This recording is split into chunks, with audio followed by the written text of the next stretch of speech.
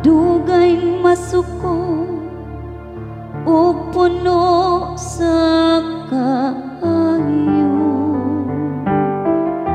Dili sumala sa atong mga sala, nagdumala siya kanato.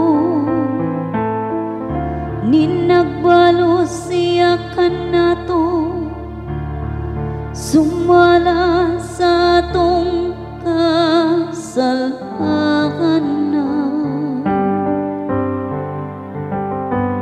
Ang Ginoo maayo ug maluluoy. Maingon nga ang usa ka amahan naluoy sa iyang mga anak. Sa ingon naluoy ang Ginoo kanila, nga makadlok ko kaniya.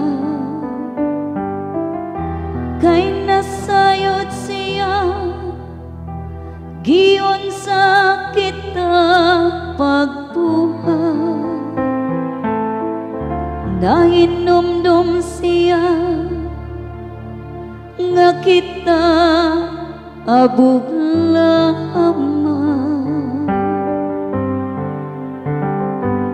Ang Ginoo maayo ug maluluoy.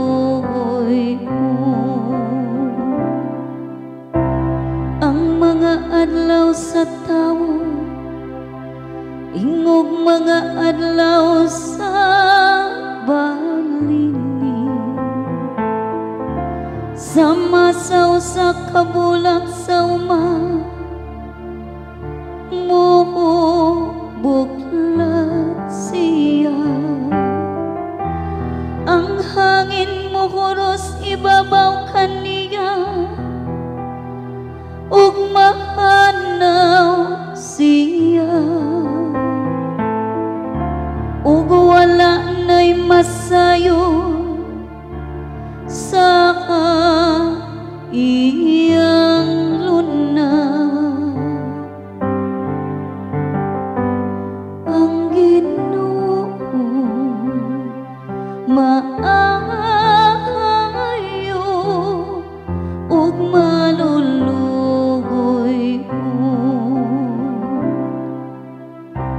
Hapan ang kaluoy sa Ginoo gikan sa kahangturan ngadto sa kahangturan.